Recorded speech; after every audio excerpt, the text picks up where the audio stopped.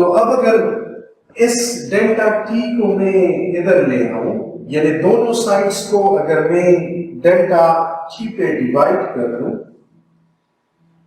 Delta Q divide by delta T, तो यहां पे भी आ जाएगा एन क्यू वी डी और ये ए आ जाएगा, डेल्टा टी कैंसिल हो जाएंगे।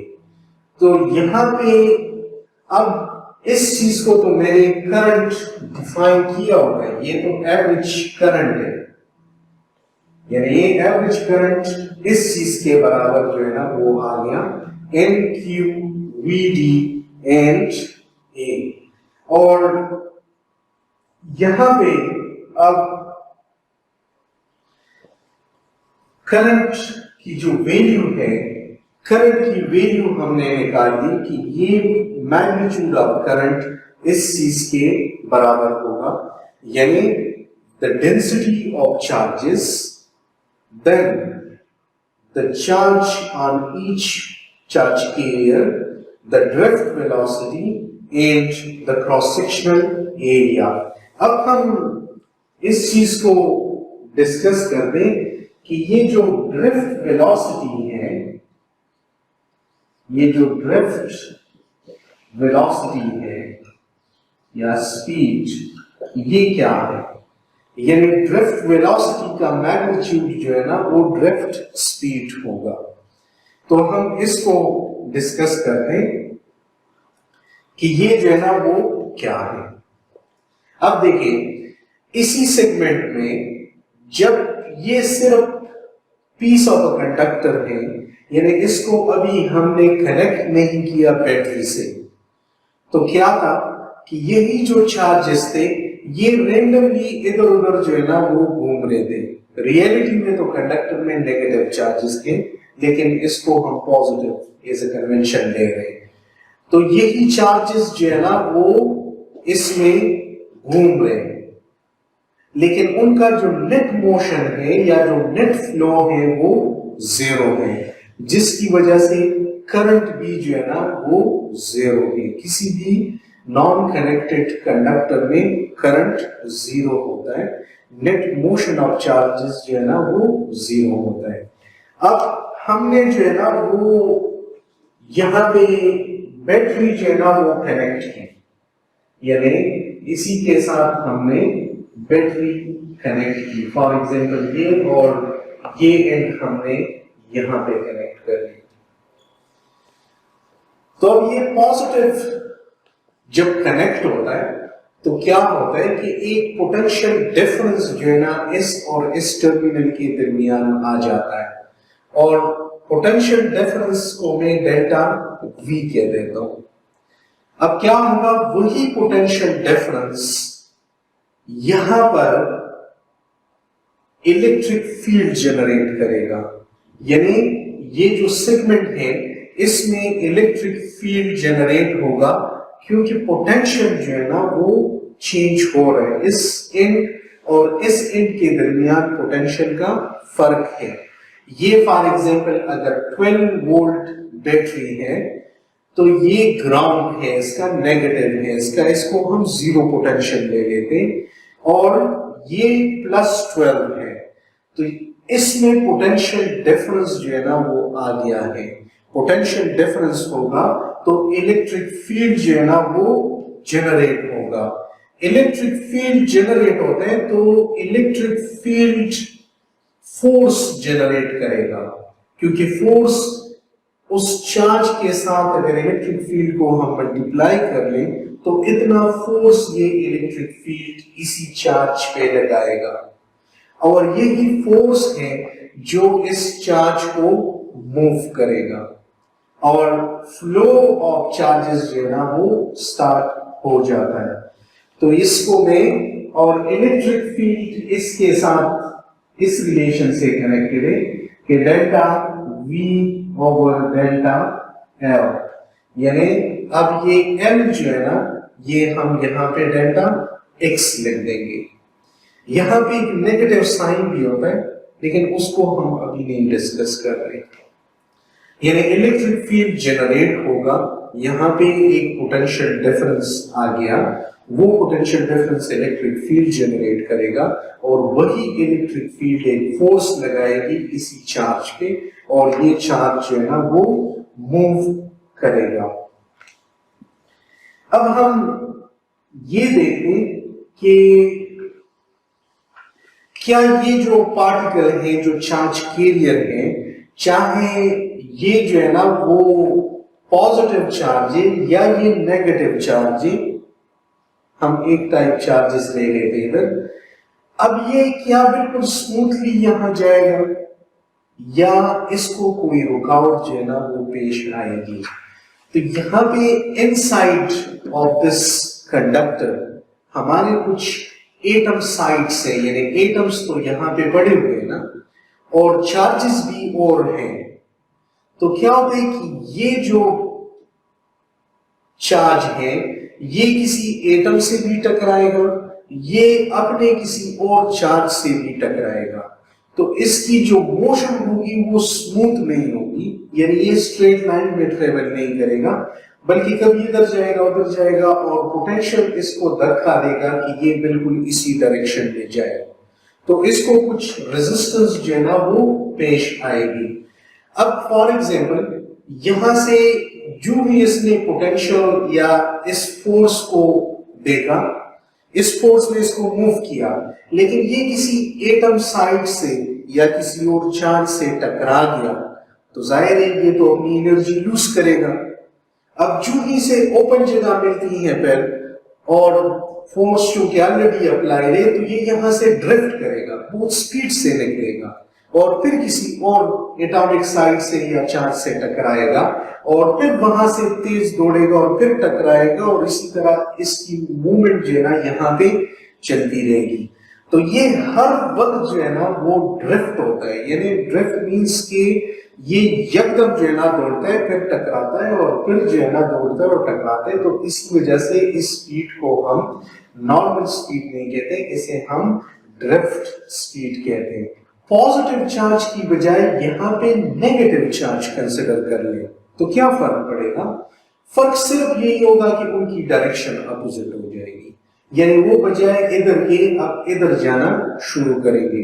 नेगेटिव के साथ भी वही सिचुएशन होगी कि वो आपस में, यानी वो भी चार्ज कैरियर्स है, वो आपस में टकराएंगे, एटॉमिक साइड के साथ टकराएंगे और वो इस तरफ आएंगे, तो उनकी स्पीड भी जो है ना वो ड्रिफ्ट स्पीड होगी। ये बिल्कुल इसी तरह की है कि फॉर एग्जांपल एक गैस मॉलिक्यूल है, गैस पार्टिकल है, वो गैस के अंदर किस तरह मूव करता है, या जिस तरह हम यानी लाइट में देखते हैं जो एयर के जर्रात होते हैं, वो जर्रात भी जिग मोशन या जिसे हम ब्राउनियन मोशन कहते हैं वही करते हैं। तो यहाँ पे ये इलेक्ट्रॉन भी इसी तरह पाथ फॉलो करेगा, ड्रिफ्ट होगा फिर रुकेगा फिर ड्रिफ्ट होगा और इसकी मोशन जो है ना वो इसी तरह चलती रहेगी। यानी इसको एक फ्रिक्शन यहाँ पे मिलेगी, कंडक्टर के अंदर जो फ्रिक्शन इसे मिल रही है उसी फ्रिक्शन या जिस तरह हम एयर ड्रैग कहते हैं उसी फ्रिक्शन को हम रेजिस्टेंस कहते हैं। और इन्हीं कोलिजन्स की वजह से, यानी जब करंट फ्लो होता है तो यही कोलिजन्स हो रही होती है और उसके रिजल्ट में जो कंडक्टर होते हैं वो हीट अप होना शुरू हो जाता है। यानी जब करंट फ्लो करता है तो कंडक्टर जो है ना वो हीट अप होना स्टार्ट हो जाता है, तो वो हीटिंग अप जो है ना वो इन्हीं कोलिजन्स का नतीजा होता है। अगर हम इसकी रेजिस्टेंस खत्म कर दें तो फिर इलेक्ट्रॉन बिल्कुल स्मूथली जाएंगे और कंडक्टर हीट अप भी नहीं होगा। तो ये ड्रिफ्ट स्पीड या जो ड्रिफ्ट वेलोसिटी हम यूज कर रहे थे वो हम इसी वजह से यूज कर रहे हैं। और अगर ये जो एरिया है ये हमेशा क्रॉस सेक्शनल एरिया होता है और ये परपेंडिकुलर होता है। अब इसको अगर मैं इधर ले रहा हूं आई ओवर एरिया और ये परपेंडिकुलर, तो इसको मैं डिफाइन करता हूं एज जे और इस जे को मैं कहता हूं करंट डेंसिटी, करंट डेंसिटी, और ये बराबर होगी NQVD के। अब आप कहेंगे कि ये तो सरफेस करंट डेंसिटी अगर हम कह देते तो ज्यादा अच्छा था, क्योंकि ये करंट पर यूनिट एरिया है, यानी एरिया चूंकि सरफेस है, तो इसको हम डेंसिटी क्यों कह रहे हैं? क्योंकि हम डेंसिटी तो कहते हैं करंट पर यूनिट वॉल्यूम को कहना चाहिए था। जिस तरह हम चार्ज डेंसिटी कह रहे थे, तो वो चार्ज पर यूनिट वॉल्यूम को हम कह रहे थे, लेकिन यहां पे हम एरिया ले रहे हैं और इसको डेंसिटी कहते हैं। तो ये आपने जहन में रखना है कि करंट के केस में ये जो एरिया होता है, ये हमेशा परपेंडिकुलर एरिया हम कंसिडर करते हैं और इसको हम चार्ज डेंसिटी कहते हैं, यानी इसमें आई पर यूनिट वॉल्यूम नहीं होता, ये करंट पर यूनिट परपेंडिकुलर एरिया होता है। लेकिन एक डायमेंशन यानी इसका आ जाता है, दो डायमेंशंस के एरिया के आगे, और एक ये कि फ्लो बिल्कुल इसके परपेंडिकुलर कंसिडर होगा। तो ये जो सेगमेंट पूरा बनता है ये वॉल्यूम बनता है, लेकिन चूंकि करंट तो लेंथ पे वो डिपेंड ही नहीं कर रहा, वो सिर्फ इसी को देखता है। तो इस वजह से जब हम ये एरिया परपेंडिकुलर ले लेते तो हम इसको करंट डेंसिटी कहते हैं। इसीलिए हमें ये करंट पर यूनिट वॉल्यूम कोई टर्मिनोलॉजी नहीं है। Current per unit cross sectional area और per unit perpendicular area to the flow of direction of charges, तो इसको हम करंट डेंसिटी का नाम देते हैं। और हैरत की बात यही है कि current density current scalar quantity है, लेकिन करंट डेंसिटी जो है ना वो स्केलर क्वांटिटी नहीं है। करंट डेंसिटी वेक्टर क्वांटिटी है, और इसको हम इस तरह लिखते हैं कि J vector is equal to NQ, और ये डायरेक्शन यहां से ले लेता है VD से, और ये ड्रिफ्ट वेलोसिटी है। फिर चूंकि अब हमने सिर्फ एक ही डायरेक्शन इसको असाइन किया हुआ है, यानी सिर्फ वो डायरेक्शन होगा जो इस एरिया को परपेंडिकुलर होगा, तो उसी वजह से ये डायरेक्शनल क्वांटिटी है। अब J को हम, यानी J एक क्वांटिटी है जिसका एक मैग्नीट्यूड है और इसका एक डायरेक्शन भी है। तो J को हम, यानी मैग्नीट्यूड और डायरेक्शन दोनों में हमें रिक्वायर्ड है, क्योंकि यहाँ पे वेलोसिटी है। अब वेलोसिटी जो है ना वो यूनिडायरेक्शनल है, यानी वो वेक्टर क्वांटिटी है, वो सिर्फ एक डायरेक्शन में होगी। क्योंकि इलेक्ट्रॉन जो यहाँ पे इलेक्ट्रॉन या जो भी चार्ज कैरियर है उसका अब हम जो जिगजैग पाथ है वो कंसिडर नहीं कर रहे, हम उसका बिल्कुल ये एक ही डायरेक्शन में उसकी मूवमेंट ले रहे। उसकी वजह से J जो है ना वो वेक्टर क्वांटिटी है जिसे हम करंट डेंसिटी कहते हैं। हमने यहाँ पर एक क्विक क्विज को अब लेना है कि क्विक क्विज में हमें 4 रीजन्स जो है ना वो दिए हुए हैं A, B, C और D, और हमसे पूछा जा रहा है कि आप बताएं कि किस रीजन में या किस सेगमेंट में करंट जो है ना वो ज्यादा है और किस में कम है, यानी आप इसे रैंक कर दे from lowest to highest current. तो हमने अब इसको जो है ना वो सॉल्व करना है। अब आप ये देखें, यहाँ पे हम एक तरीका अपनाएंगे कि यहाँ पे पॉजिटिव चार्जेस और नेगेटिव चार्जेस हैं, यहाँ पे सारे पॉजिटिव, यहाँ पे फिर जो है ना वो पॉजिटिव और नेगेटिव है, और यहाँ पे सिर्फ नेगेटिव है, यानी यहाँ सिर्फ नेगेटिव, यहाँ सिर्फ पॉजिटिव, और यहाँ पे पॉजिटिव और नेगेटिव जो है ना वो दोनों है। अब चार्जेस का मैग्नीट्यूड जो है ना वो सेम है, सिर्फ उनके डायरेक्शंस जो है ना वो अपोजिट है, यानी सब पे चार्ज Q है।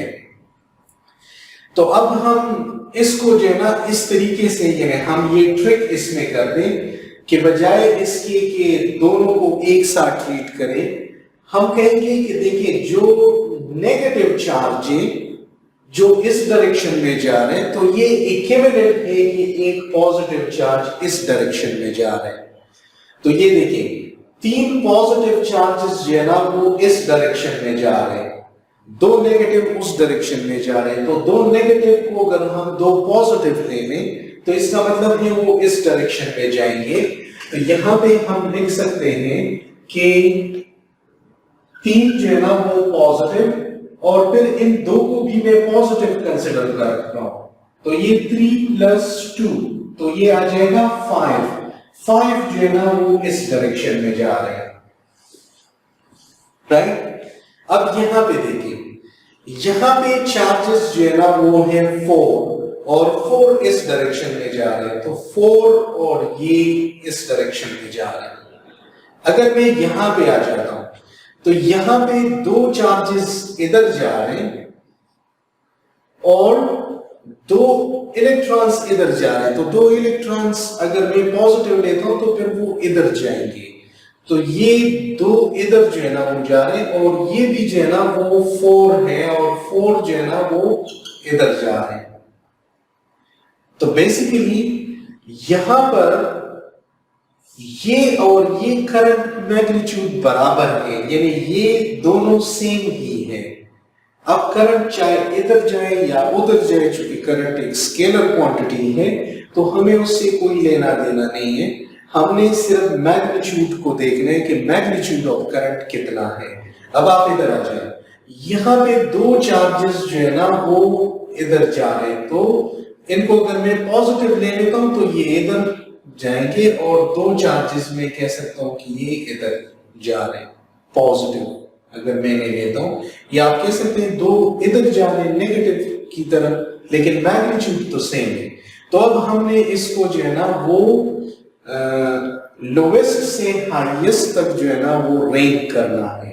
तो आप देख सकते हैं कि सबसे ज्यादा मैग्नीट्यूड इधर है, फिर ये 2 मैग्नीट्यूड्स जो है ना ये बराबर हैं, और यहां पे मैग्नीट्यूड सबसे कम है।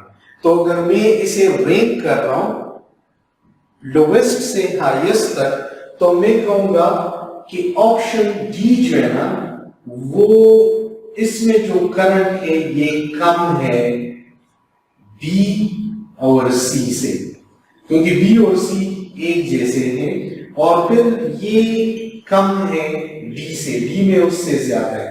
तो इसको मैं इस तरह रैंक कर सकता हूं, ए फिर बी और सी, चूंकि एक मैग्नीट्यूड है, और डी। तो ये in the order of increasing, mean lowest to highest magnitude of current in these segments। तो हम इस क्वेश्चन को इस तरह जो है ना वो सॉल्व करेंगे।